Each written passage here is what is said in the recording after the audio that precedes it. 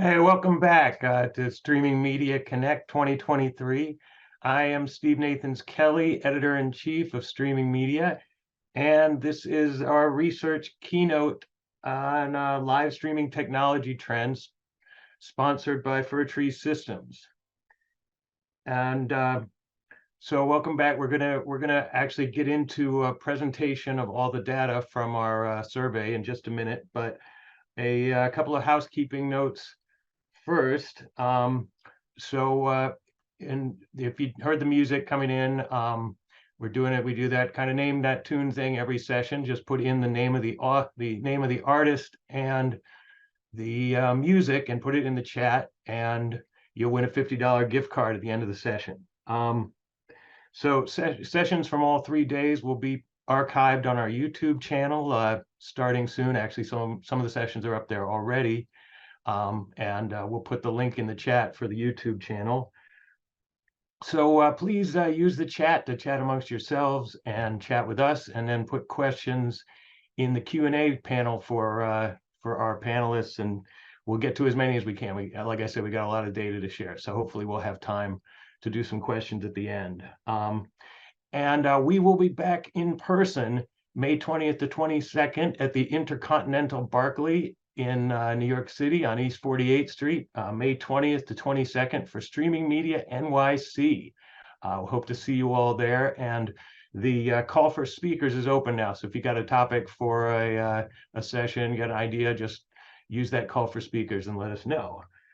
So let's see, like I said, this session is sponsored by Fir Tree Systems. They were actually the sponsor of the survey, and Fir Tree is probably known to many of you as SoftVellum, and for their Nimble Streamer software media server and their Lyrics broadcaster mobile streaming apps that provide cost-efficient solutions for the streaming media industry.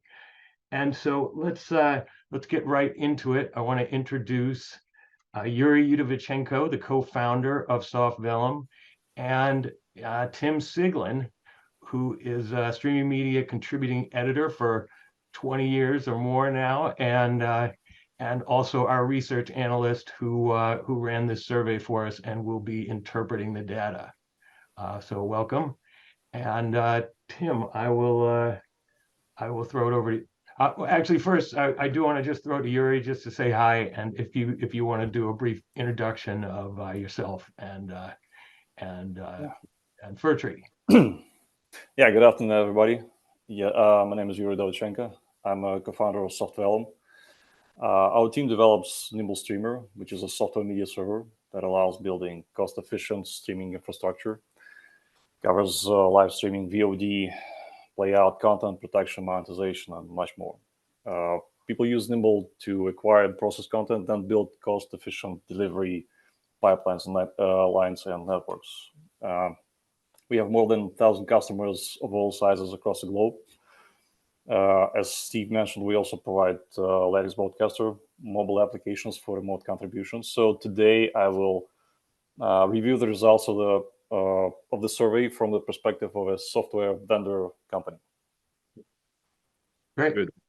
Tim. And thank you all for joining. Thank you, Yuri, for sponsoring this. It's been a fun survey to work on. Before we start on it, and Steve, I may have missed this, did you announce who the winner was of the survey prize? Oh, right. So we are giving away to one participant in the survey Beats 3 wireless headphones, and the winner of that prize is Brian Dunlap from World Racing Group. I don't know if you're with us today, but whether you are or not, you'll get an email from us, and we'll figure out how to get you your prize. And that's just a thanks for spending the time to complete the survey. We do that for all the surveys that we work on with streaming media, and very good congratulations to Brian. So let's go ahead and jump right in. We'll start with the first slide that will sort of talk about where respondents came from across the globe. Can you see that, Tim? See that, yes. So if you'll jump on down to the map of the world, I think that might be the third slide. There we go. So we had respondents from 6 continents in this one, just like we had with State of Streaming yesterday. On this particular survey, we actually had a higher number from Europe and Asia and India than we've had on our streaming media survey. So it's nice to get sort of a global perspective. In terms of the number of respondents, it was about 200, just at 200 that responded to this. We'll go on to the next slide here. Yuri's going to pick this up where we're going to talk about sort of the market vertical mix for companies who took the survey. Yeah, well, obviously we see people from all verticals, all the sub-industries, all walks of life, if you will. So this pretty much correlates with what we have in our customer base, more or less. I think we're going to see more details in later slides about the percentage of subdivisions of those industries. So this is quite interesting. Sports, live events, education, of course, all you can imagine. So let's see what this gives us. And one thing I'll point out on this one too, somebody asked a question yesterday in my other keynote, what's the difference between live events and sports? What we've found is we've done this across probably 10 surveys now, is some people make a clear distinction between the fact that they do sports that are live and others who do sports that are pre-recorded content that's delivered. So while we traditionally might say, oh, all sports is live, that's not necessarily the case. The other thing I'll say on here too is news publishing makes up about 8% of the mix for market verticals. That has been consistently declining over the last 3.5 years or so, sort of post-pandemic. So it's taking up a much smaller percentage now of market vertical mix for business that's done in the streaming space. Steve, you can go on to the next slide here. Does your organization create or distribute media content? This is a question we've asked across a number of surveys. It's in keeping with what we see in State of Streaming. So for me, it's a second comfort point to make sure that we've gotten consistent respondents across multiple surveys. The only distribute media piece of this has grown a bit. And when I say it's grown a bit, what I mean by that is when we first started out, it was typically about 6 to 7% of respondents who said, look, my company only distributes media. It's grown to about 13% now. And for me, that's an interesting data point, because we so often think of people just creating content or creating it and figuring out how to distribute it. The fact that the distribution side is growing tells me there are a number of companies in the space that have decided to attempt to become sort of platforms. And Yuri, I don't know if you want to touch any on this or not, or if you want to just go on to the next slide. Well, to me, this says a lot about the audience of the streaming media magazine or streaming media shows. There's people who actually like doing stuff with their hands, not just creating, but distributing video and audio. Tells a lot about the audience. So it's not surprising for me to see that number. The fact that there's a growing number of people who actually distribute media, that's pretty interesting. As you said, people think of themselves as the platforms these days more. That's interesting. It'll be good to see what's going to happen to this number next year. Sure. All right, let's go on to the next one. The next one's a bit of an eye chart. I apologize, but I'll try to break this down for you here. What you see in the top right corner is channels. So that would be traditional channels, traditional broadcasters, say. That makes up about 15% of the audience who took the survey. Production companies at about almost 18% here. We've got religious organizations, roughly 9%. Education, which has risen in terms of using streaming as a fairly consistent model, that rose from early surveys at about 8% to now where we're sort of constantly coming in this 14%. This is a good mix of organizations who are taking the survey. So again, this gives me a data point to say, as I look at further questions throughout the survey, I feel like I'm covering most of the bases in the industry. And Yuri, do you all, I mean, do you end up with your products and services interacting with groups in a lot of these different categories as well? For sure. Well, I saw I saw people from all of those sections at least once in several months, past several months, including motion picture. What was surprising for me. Finance, medical, not so much, to be honest. But I can tell, like, yeah, why they would use software like our media server for that. For sure. As for production and professional services, I see that all the time. Any like skilled professionals that can do any job for hire in this live streaming industry, I see a lot of them for sure. Good. Yeah. Well, and actually, it's a good point on the medical. I think one of the things that we're hearing anecdotally is using it for operating theater, say for residents who may not be able to physically attend a teaching operation. They can actually then see that, and it doesn't limit residents now to only the physical, say, hospital they're at from an educational standpoint. They can tune in to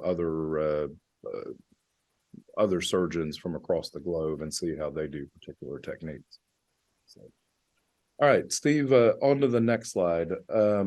This is probably the last one in sort of the basic demographics.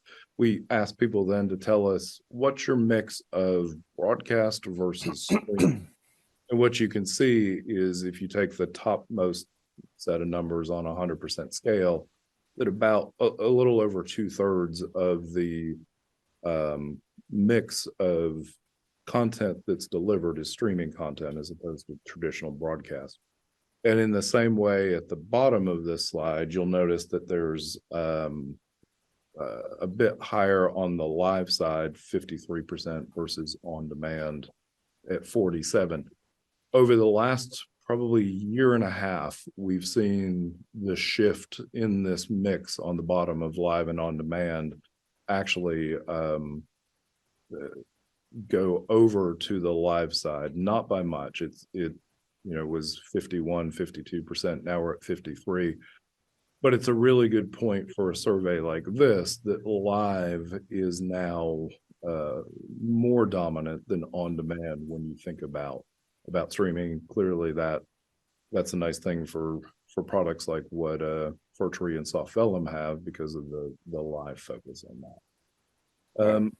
All right, and Yuri, you can pick the next slide up here. Yeah, the CDNs.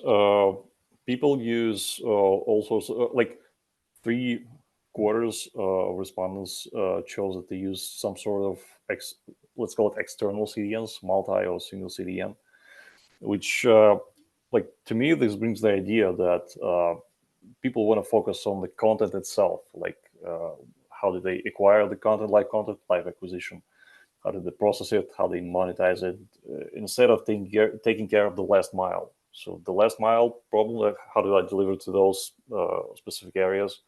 How do I build my infrastructure? A lot of people don't want to bother about that, and so we see a huge number of those single multi CDNs. Still, there's a quarter of people that prefer doing that themselves for multiple reasons. I would say monetization would be the primarily cause of that, because people want to have more control of the content of distribution if their content is worth it. I should say it like this. So if you want to just monetize it more productively, if you want to control the revenue, if you want to control the cost of delivery, you'll pay attention to that. And so that quarter of respondents tells me more about this. So and the rest, they just don't want to bother about the last mile. That's what I've seen this. So out of curiosity, from the standpoint of your company, as you build solutions, is the assumption that most of the solutions are built to use a multi-CDN scenario or single CDN? Well, from our perspective, it doesn't matter, because I mean we provide the outputs to anywhere people like. because these days the CDNs take more or less unified input, whether it's a HLS or RTMP or SRT input. That's it. From the standpoint of nimble streamer, it doesn't matter. So we see people use us as an origin for the CDNs. That's what we see, but we don't dig deeper because we don't need this information for our work. Got it. So the one other thing I'll add on here too is those who are opting to do no CDN. A lot of those, when we looked at the comments, we're talking about the fact that they were doing point-to-point. So in that case, that might be, the acquisition side or the ingest side, where they're saying we don't need or we don't want to send it across the CDN because we're talking about 3 to 10 streams at most on the acquisition side. Now, of course, once it hits the actual, say, vision mixer and then is mixed down, that stream ultimately would go up to a CDN for scaled delivery. But that no CDNs, when I initially looked at it, I'm like, wow, that's really high. But then as I started looking through the comments, I realized that makes sense from a point-to-point delivery standpoint. Yeah, and if your event is viewed by like 100 viewers, 1,000 viewers, you can install just one instance of your media server of choice, and that's it. You can utilize like any virtual server for this point, for this matter. You don't need a CDN for that. That's for sure. So simple webinars, simple broadcasts, simple live streams. It's enough to get your own media server, or even publish it to YouTube or Facebook Live or Twitch. That would be enough for you. Yeah, very good point. All right, Steve, we can go on to the next slide. And in this slide, we were talking about content processing workflows. And this shows sort of the top 6 responses on it. So asking people, what does your content processing workflow look like primarily? And we're asking people essentially to choose one option here as opposed to multiple options. You'll see the top ranked response was on premise. So for doing encoding, packaging, DRM, etc. Next was Amazon, not really a surprise there. Hybrid on-prem and cloud, if you take that along with the on-prem, you can see that essentially we're at, close to half. So that tells me, and this is something that I've consistently seen in the marketplace, we still have a lot of people who are choosing to do their workflows on-prem as opposed to in the cloud. The next one down, third-party clouds, and then sort of rounding off the bottom 6 responses, Azure. That one surprised me a little bit because I thought Azure had more traction, but obviously there are a number of announcements that Microsoft has made, including the end of Azure Media Services, that perhaps that's not as compelling a workflow use case as it had been in the past. Yuri, your thoughts on this one? Well, this pretty much correlates with one of the previous slides about CDNs.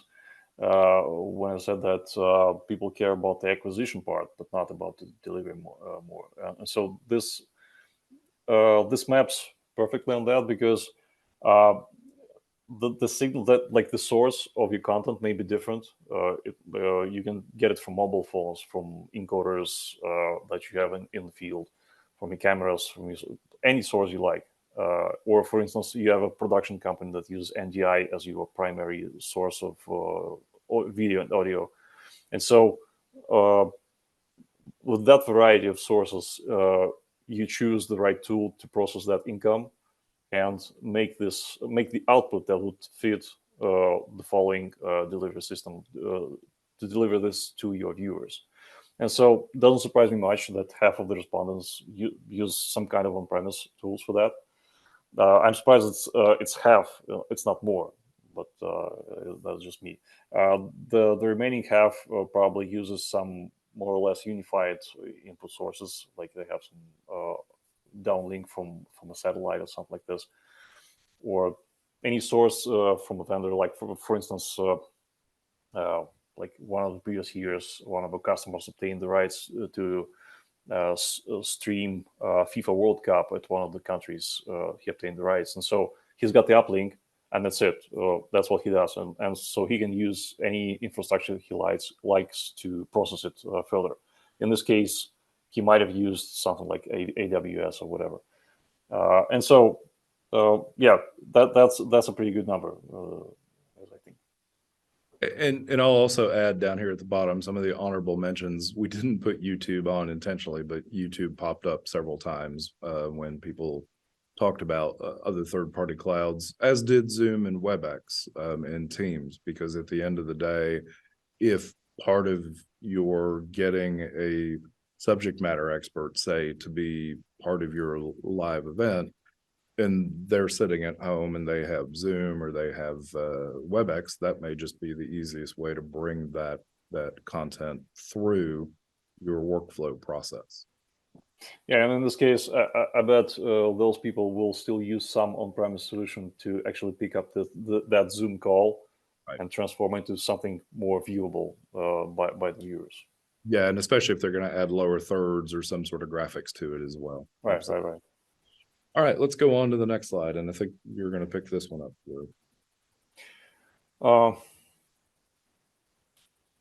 Yeah, so how important is live content for you and for your business plan? Well, we've heard for years that content is the king, and here it is. It's like the real live events are something that people are interested in, and it obviously became more popular during the pandemic when live streams were the only way to actually participate in something at all. And so that's the primarily content that people are interested in these days. And besides that, there are lots of kind of niche and low-end live content that is really important for relatively small communities, like sports events, local sports event, or for instance, we got an example of like there's a high school interstate volleyball tournament conducted in a particular venue, and not every parent is able to actually get to the games. So you set up a simple equipment, give your company, give your community some simple website, and here you go. It's that simple. So we can see that here. People care more about live streaming these days as a unique content that no one else has. So, and remember too, these are people who also have said that a part of their business is on demand. So the fact that we get this 3/4 of them saying, look, the live is a very important part of my business aspect or my business plan, tells us just how important live is these days. Yeah, that's right. You mentioned the high school thing. I forgot to mention an honorable mention on the previous slide was NFHS, I think is what it is. There's a group, at least in North America, that provides a platform for that parent at that volleyball tournament to point their iPad, point their iPhone at the the court, and then the solution that's provided through this group actually then allows them to rebroadcast it out to the other parents who are willing to pay to watch if they're not able to travel. So you think about that on sort of the high-end broadcast, but indeed it's moved down to the high school level, at least in the US as well. So right. All right, Steve, we can go on to the next slide. And the next one here is a question about how many concurrent viewers do you typically have for your organization's live streams? This goes to some of the previous comments that we've made where not everybody is doing viewerships of 10,000 or higher. In fact, what we see is 45% of the respondents said their typical concurrent viewer number was fewer than 500 people. And I would dare say that if we took that down to fewer than 100, we'd also have a large majority of that 45% would be under 100 viewers. So in many ways there are large parts of the live streaming space that are spending the time and effort to do live, but they're not necessarily doing it for viewerships of thousands or more. Having said that, 26% fall in the 500, 5,000 range, and then the remaining roughly 30% are above the 5,000 range. So we've got a good mix of people within this. Yuri, from your perspective, does it surprise you that we've got a large group of people who are down here at the fewer than 500 concurrent viewers? To be honest, I expected that to be lower, but I mean, as we discussed previously, those niche content, the low end content groups, they're all there in the slide. So makes sense to me. So according to the stats that we see in our platform, because our cloud platform allows collecting stats and view that. Whenever a customer comes to us with any questions, any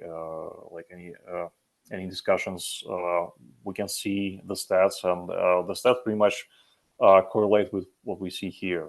It's not like hundreds of thousands of viewers. Not in every like every one customer out of 100 might have those numbers, like more than 10,000. We see that all the time, but not as many as those 3/4 as we see lower than 5,000. Okay, got it. Good. So let's talk about devices then that are sort of primary viewing devices for the respondents who took this, and these specifically are going to be the ones that their customers use. And Yuri, you can start on this one, please. Yeah, well, if considering that laptops are something as non-stationary as you can use it on the move, I would say that the mobile content consumption is dominant. Despite the rise of like set-top boxes and smart TVs, the majority prefers more flexible consumption. And so the content owners and solution architects for the delivery systems, for the processing systems, must consider that both in terms of the business plans and technical implementation. Mobile consumption is the king, for sure. So we see it here again. And I think that's an important point, because we hear a lot in the industry about connected TVs and smart TVs and using the biggest screen possible. What we've seen across other surveys too is that right around a half of the content is delivered to battery powered devices, which could be laptops, could be smartphones and tablets, and half is provided to mains power. That's including on demand.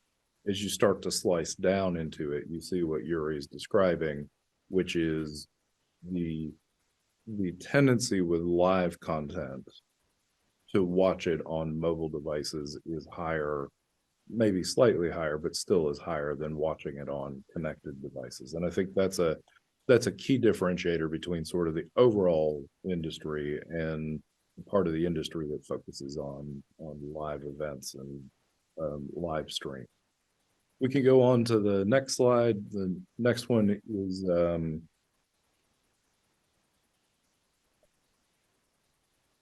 okay, sorry. So the next one is I was looking at the wrong set of notes here. Asking about using low latency solutions. RTMP has been tops, and we're going to talk in a bit more detail on this later on in the presentation. But RTMP being tops.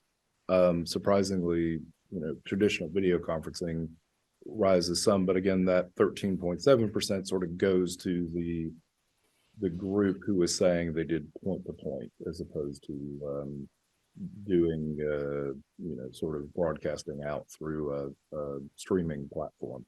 RTSP, Yuri, I was surprised on RTSP, but you had made a comment to me before we went on air about where you see the use case of that. Yeah. So considering that this slide is about what people consider as low latency acquisition, RTSP still works fine for the cameras, surveillance cameras, CCTV, etc. So people still use those devices. They're not going anywhere. The protocol is like 100 years old, but it's still working, is reliable. So why bother changing anything for those older devices?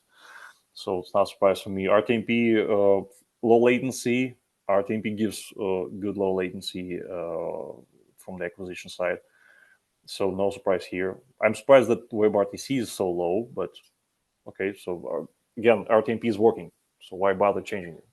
Well, and to say, you know, RTSP is 100 years old isn't quite accurate, but pretty close to it. I would say the three of these top four, RTMP, traditional video conferencing, which is based on H323, and RTSP, are all quite old technologies and yet Right. quite used technologies. What does that say to the industry? Do we have the mentality of if it's not broken, don't fix it? Or is it nothing better's really come along? Well, first of all, yes. As any system administrator would tell you, if it's working, don't touch it. And WebRTC is something that is going up, obviously due to the fact that it can be acquired from the browser, and that's the thing that allows it to stand out. We support WebRTC for ingest, and we see and we've seen over the past few years how the technology changed so quickly and so good that it allowed us to add the support to the media server and add this support to multiple platforms as well. We see online platforms adding WebRTC as the way to ingest the content, and the primary source of input for those services is the browser. So I expect WebRTC to rise more in the upcoming years. It will be interesting to see how it goes. Sure. Okay, and speaking of latencies, let's look at a chart here real quick that shows latencies. And Yuri, I'm going to let you take first run on this one, and I'll come back and add some commentary. So that was a bit surprising for me, yet not so much because, it's an ongoing discussion what people mean by the low latency, ultra low latency, or whatever. And we see that perception here. It's like everything at once. So from our experience, the top-notch ultra low latency is worth in two cases. So first one is real-time communication, which is obviously not part of traditional delivery, and it's not covered by this survey in any case. And the second one would be concerned with betting, bidding, and everything around that, because that requires the real low latency, real quick reaction to the events. And so, per our experience, it's feasible to create a one-to-many media delivery pipeline, which is what the streaming is all about. In low hundreds of milliseconds, it's feasible, like 200 milliseconds, 300 milliseconds. But the question is, are you ready to pay for that? That's the key question, because every split of a second you go down latency with latency reduction will cost you progressively more when you're building those delivery systems. So that question is really important. So the question that you asked in the survey is, what is your perception? What do you want? What is it that you consider low latency? If the answer is like more than 2 seconds, which is like 22%, okay, fine, you can use low latency HLS. Like, this is what it was created in the first place for. If you need 250 and below, well, let's look at the WebRTC and the fine-tuned pipelines specifically for that use case. If that's in between, well, you should choose. It's up to you, but you need to remember that the lower you go in the latency, the more you will pay for that. And in fact, as we've asked this question across several surveys, we get this bifurcation, so to speak, of about half the people say my expectation is under a second. And you see this here, the 250, 500, and 750 milliseconds is roughly half of it. But then a large group of people who say, I'm comfortable with 2 seconds or even more than 2 seconds. If you're thinking about broadcasting at scale, say a live event, especially a large sporting event or something like that, 2 seconds is actually lower than what traditional cable broadcast delay is. That delay is typically about 5 seconds. And at least here in the States, it's because you need that jump in case somebody says something they shouldn't say on the air.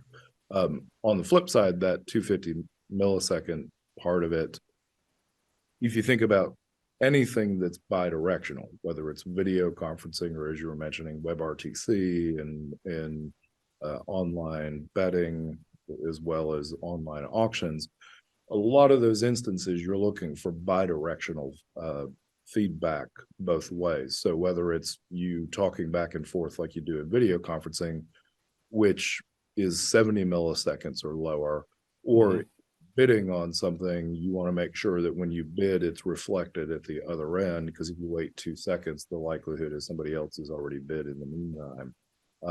You're right. It's very much based around the use cases. What I find interesting about this particular slide too is that we only have a quarter of people who are truly thinking on the interactive side, as opposed to people who are comfortable with we'll allow some level of delay, but we don't need it absolutely instantaneously, so to speak. Right. All right, moving on to the next one. So we asked people to tell us about their organization size, or sorry, their viewer and subscriber size. We're going to touch on this briefly. I cover this a lot more in the state of streaming. Just to say that this mix is fairly consistent to what we've seen across other surveys. The over 10,000 monthly viewers or subscribers is averaging anywhere between 30% and 36% in this period of 2023. Prior to that, in early 23 and late 22, that number was down closer around the 26% range. So we see a little bit of an uptick here on the upper end. But the other piece I want to point out is you notice that the lowest percentage on here is the 501 to 1,000. What we've seen across the state of streaming surveys too is that middle part of the market is getting squeezed. We think one of the reasons around that is that the lower end of the market, you can use free services or freemium services. Once you get above the 500 viewers, you're probably going to start getting bills from your cloud service platform or video provider that you then have to jump your numbers up to be able to afford and do break even. We're going to go ahead and hop on to the next slide here just because of the time. And Yuri, if you'll talk briefly about the resolution, average resolutions. Yeah, well, a few things here. Well, first of all, not so much people consider 4K, probably because of the cost of processing and delivery.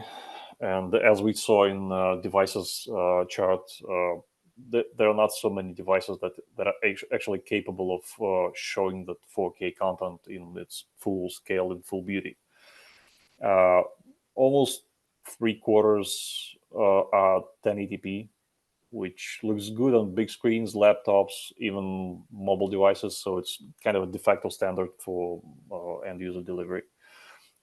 Interestingly, 720p 60 FPS is almost as much as 30 FPS of like 720p 30 FPS. I consider it as a kind of trade-off for those who don't want to pay extra for 1080p delivery, but still want to show some smooth pictures because 60 frames per second looks good, let's say. So other than that, 1080p, it's here to stay. So just a question of the frames per second. Yeah, and I think as we were looking at more and more sports content, 720p 60 has started to rise across some of the previous surveys as well, for the fact that people want to offer, or companies want to offer live high frame rate, but they don't necessarily want to go to the dollar amount of the 1080p 50, 60. Right. One quick housekeeping note. Somebody had asked a question about the slide we looked at with RTSP earlier, not adding up to 100%. That's true. Those were the top 5 responses on that one, not the complete set of responses. Okay, moving on to the next slide. We're going to go ahead and actually I'm going to show this here. We're going to move on to the slide after it, just because of the limited amount of time we have, but this sort of gives you the sweet spot on bandwidth sits between 5 and 8 megs per second. Now, moving on to the security conversation. This slide, and Yuri, I'll let you take the lead on it, but this slide asks people to tell us what they're currently using from a security strategy standpoint. Well, this one is near and dear to my heart because basically this is the picture of all the paywall features of our product. And when customers enable content protection for the streams, that's what we see on our site as well. And the list of features here that you can see here, top features here that people implement on their delivery sites. Those are affordable approaches that can easily be implemented and can definitely make the life of content hijackers much harder. So when it comes to protection, it's always what they call the race of the sword on the armor, and any content provider may choose how much they can afford spending on that protection. So the more you spend, the more like revenue you need to get from your customers, and obviously. And so these options are the most popular because they're easy to implement and they really give back to you from the security standpoint, whether it's a geo or IP fencing, whether it's token authentication, AES encryption, like transport layer encryption, even people use SSL for their HTTP streams. They consider that as part of protection as well for some reason. Anyway, and and DRM, of course. DRM, I mean, it's not going anywhere. It becomes more popular these days, as we can see, because that gives you the next level of protection of your content. Of course, it costs more, but as I said previously, it's a matter of how much you want to spend on your protection. If your budget gives you enough money to invest in that, go for it. Just use the DRM, use multi-DRM even if you want to. So it's a pretty. This picture speaks for itself. I think. And speaking of DRM, if we go to the next slide, what we'll see here. So this slide had been, what are you using? The slide that's now on the screen is what is your interest in the following features. Excuse me. And you'll notice multi-DRM shows up on here several times. But I'm going to ask you, Yuri, about that a little bit, but I wanted to point out the very top one, low latency secure streaming. What's interesting about that is we've constantly heard, well, if you want to use something like WebRTC, you can't necessarily secure it. Recently, though, we've been hearing about DRM applied to low latency streaming. So what's your take on first that one, the low latency secure streaming, and then also the multi-DRM that has popped up here on the expectation list? Let's start with the last one, the multi-DRM. People want to make sure that their content is played on every platform, with every DRM provider out there. So they obviously want to try that and try and implement that. So there's no surprise here. As for low latency secure streaming, this slide, this question indicates the interest. People are interested in that. It's not necessarily that they will implement that because, as I said, this will come at some cost. Is it feasible? Yes, it is. Do you want to use that in your project with all the correlated expenses? That's an expensive question, I would say. So again, it's a trade-off, especially knowing what part of the pipeline you want to apply this to. If it's just a playback, like WebRTC WHTTP playback, which is supported by multiple platforms these days. You can apply any of those previous techniques that we've shown one of the previous slides, like IP-based or token-based authentication.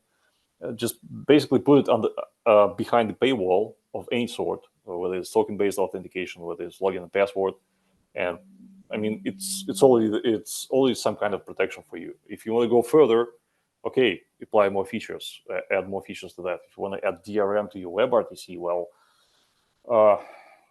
I'm not an expert in that part, to be honest. I'm sure there's something to be done there, yeah, I mean, whenever people come to us with questions like that, the first question we ask, like, why do you need this? Like, do you really need this? Are you ready to pay for this by installing additional software, additional features, etc.? And that's what stops like 90% of customers. Sure. No, and that's actually a really good point, because ultimately you have customers who come and say, I'm going to stream to 10,000 people simultaneously. Like you said, the reality of that may be 1 in 100 customers, but the ask on it is probably 1 in 20, just because of the fact that people are sort of geared toward what's my best case scenario in that. As soon as you start having a conversation about money, it becomes where can we compromise in those particular points. Yeah. It's always a trade-off. Yeah, absolutely. So speaking of trade-offs, we'll go on to the next slide where we ask about business and technical concerns. And my comment on this one is CapEx over the state of streaming surveys. It's only been the last 3 surveys we've done that CapEx has really even entered the conversation. Before that, it had been operational costs on the assumption that you used a cloud provider and you didn't have a CapEx portion that you needed to be concerned about. But again, I think some of what's happened in the last, say, year is that the OpEx costs have risen so dramatically that the CapEx conversation begins to come into play about what can we do to build out internal solutions. What's your across this chart? I mean, when I first saw it, I mean, I wanted to put a title on it, the money. It's that simple, because you can see more than half of responses are about costs of some kind. So the technical concerns are much less compared to that. So with the global economy turbulence over the past years, obviously people are counting their money and they're looking for ways to cut costs and keep the balance positive. So it's all about the money these days. And the CapEx, I mean, you're absolutely right. With all the boom of like cloud services, which obviously puts your expenses into OpEx side. After all these like investors' money went out, okay, so what do we have left? Okay, so we have a lot of operational expenses. Let's see what we can do with the CapEx instead of that. And so it's a pendulum. It swings all the time, and so this is the like we see the pendulum swinging in the opposite direction with the CapEx. That's it. And the fact that people actually care about the costs, about the expenses, that's good. That's good. Now, the one disconcerting one to me is that 2 years ago, security and piracy would have ranked in the top 4. Now on this chart, it's ranking down toward the bottom, and the same is true in the state of streaming survey. That's a little disconcerting, but to your point, if it's about cost containment, if it's about growing your revenue while security and piracy are important, at the end of the day, this really becomes about how do I get more viewers, more paying viewers, and how do I mitigate the cost of the delivery solution that I'm using to deliver my live content? Right. So yeah, it's a simple equation: your revenue and your costs. You want to lower the cost, you want to increase the revenue from your paying customers. So the revenue growth is in the third place. It's always on the table. But cutting the cost is important. So yeah, especially for us, it's near dear to our hearts because like we build the cost-efficient solutions because not because just and people like using us for that same reason because it's just affordable solution. That's it. So we're going to switch gears here in the last couple of slides, and we're going to talk about a set of questions we ask people. And there are 2 slides for each one of these groups. We're first going to show you the slides where it said, choose every ingest protocol you use or every delivery protocol you use. And then we'll show you some slides that say what are the primary ones. In this case, on the acquisition and ingest side, again, no surprise that RTMP continues to be the top spot. SRT growing along quite well. HLS, I was sort of scratching my head on this, but you said, Yuri, that you all see MPEG transport stream and HLS requests on the ingest side fairly frequently. Yeah. I mean, we were also surprised when we saw that in the request from customers. But okay, if this is the way you do, like you deliver the stream via HLS to the outside world, and then here's the input stream. It's all you got as an input. So how can I get it in? Okay, so we had HLS as an input. Other than that, no surprises. SRT is on the rise since 2017 when it was first introduced. Yeah, we see it's growing all the time. No surprise here. NGI, yes, we see live production companies using it for ingest as a source. Same applies for Zixi. Great protocol, awesome technology. And so, I mean, every protocol here is used here for some reason. Like, for instance, you see MPEG-TS still only used. It's like if RTSP was 100 years old, this one is like pretty much the same age. Right. Still used widely in a wide variety of cases. It's not going anywhere. So no surprise here. And one that tickled me on this, RTMFP, only because I consulted with Adobe when that was up and coming. To see that it actually is still on the list is sort of shocking to me. But all right, let's go on to delivery protocols. So on delivery protocols, RTMP, again, use cases there, I would assume, you're not trying to do RTMP at scale for all your delivery, but if you're trying to say do vision mixing and mix something down and then send it on to another platform that will convert it, it could make sense. HLS for you, I think you said you were surprised that HLS was that low. Oh yeah, I mean, in our cloud platform, we can see the combined overall stats per protocols for a customer base. HLS is like 80%. It's like nothing else compares to that in terms of delivery to the end users. But as we can see here, it's a mixture. It's a huge mixture of protocols. So yeah, we can add some discount to that. So what about Dash? Dash obviously has been around now for almost 12 years, I think, 13 years. HLS has continued to maintain dominance, when it comes to right. Are you seeing calls for Dash? Well, Dash, Dash has been there forever, but we don't see any rise of its share among the viewership protocols. Basically, people use it for DRM delivery because of the Google Widevine and PlayReady. That's basically it. The HLS is dominant, as I said. Got it. So Dash is like 2-3% as far as I remember. It's not that huge. Here, again, this survey is a mixture of all sorts of technologies, so no surprise that someone uses it more than others. Got it. So jumping on to the sort of if push come to shove slide, what would you use on the acquisition? And specifically, ask people, tell us what your primary ingest protocol is. RTMP followed by SRT.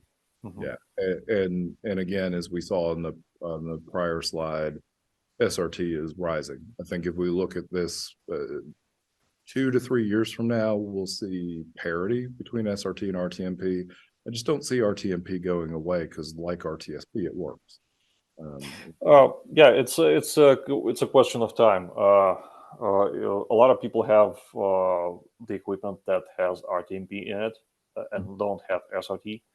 But as soon as the cycle of hardware change comes along, we'll see the rise of SRT for sure. At least, I mean, we see it all the time. We see the growing popularity of SRT among our customers, and especially with the software solutions, where people don't need to actually upgrade the hardware. they tend to use SRT as the more reliable way to deliver it long distance with low packet loss. Yeah, and that's the packet loss piece is definitely a key part of that RTMP does not have. Right, right. We're going to go ahead, Steve, and jump over the next slide just because we want to save some time for Q&A. So if you'll go on to the slide, thank you, that one right there. So just a quick touch on this.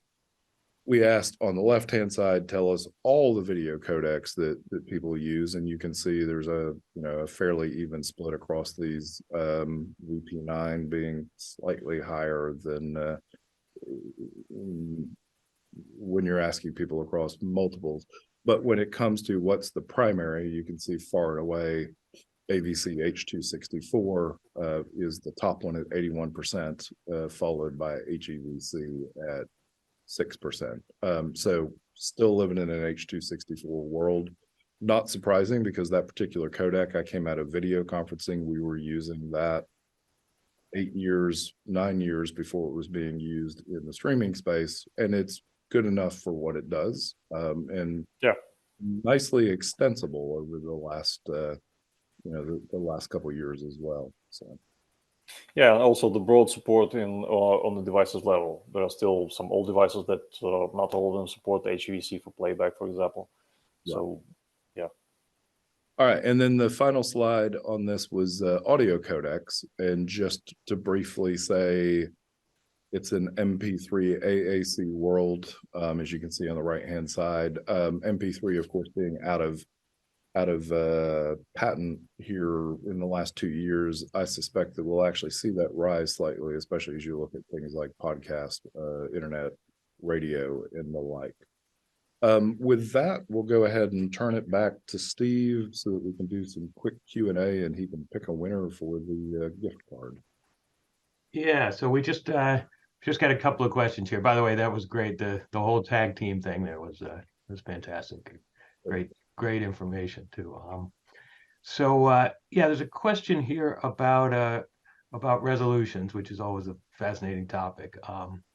The attendee asks, with the slide about resolutions, if considering mobile devices, is 1080 really just an assumed sweet spot in terms of content delivery, or is it in some ways unnecessary for displays of that size, as the human eye might not always be able to see differences in resolution between 1080 and 720, the distances people hold their mobile devices? Yeah, so I'll take a run at that, Yuri, and you can answer as well. So I would say if we're talking about this maybe the 2018 timeframe, I would say it's an assumed sweet spot because most devices really only, if you had a battery trade-off on a mobile device compared to the video playback, 720p was going to give you a much longer battery life. Obviously, the resolutions have continued to rise in the devices. The battery life has gotten better because it's hardware decoding at 1080p is the sweet spot on a lot of those chipsets.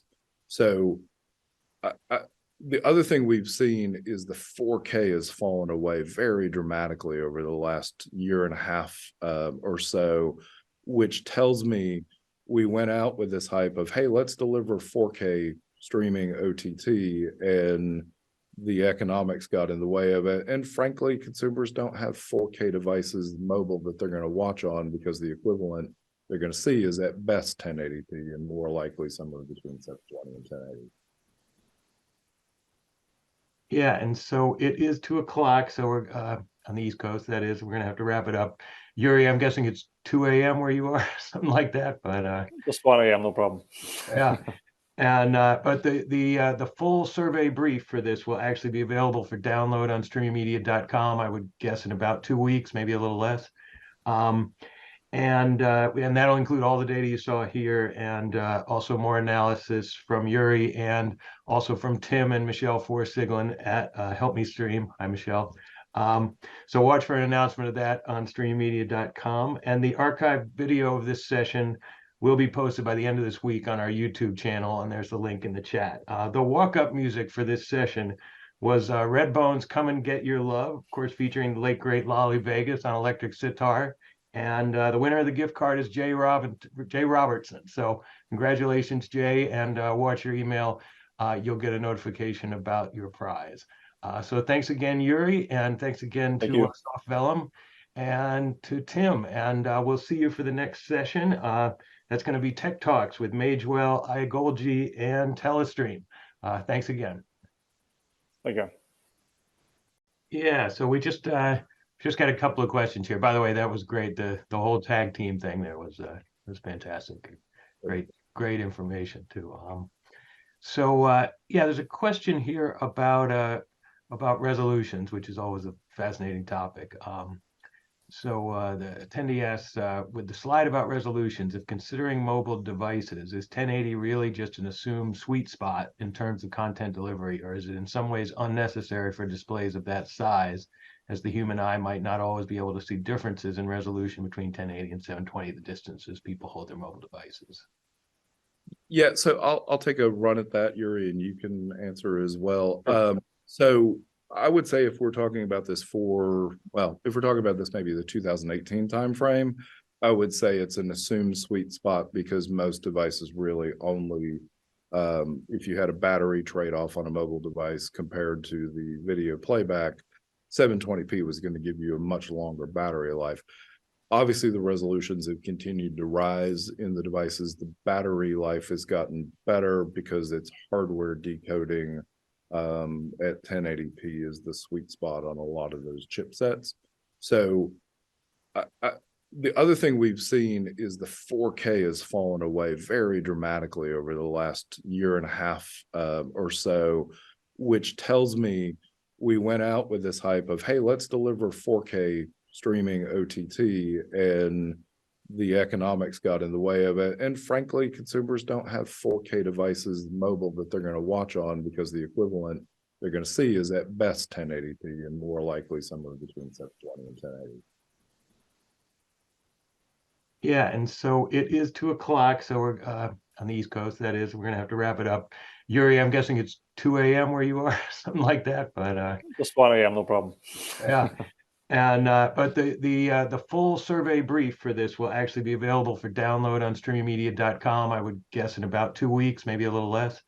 And that'll include all the data you saw here, and also more analysis from Yuri and also from Tim and Michelle for Siglin at Help Me Stream. Hi, Michelle. So watch for an announcement of that on streamingmedia.com. And the archived video of this session will be posted by the end of this week on our YouTube channel, and there's the link in the chat.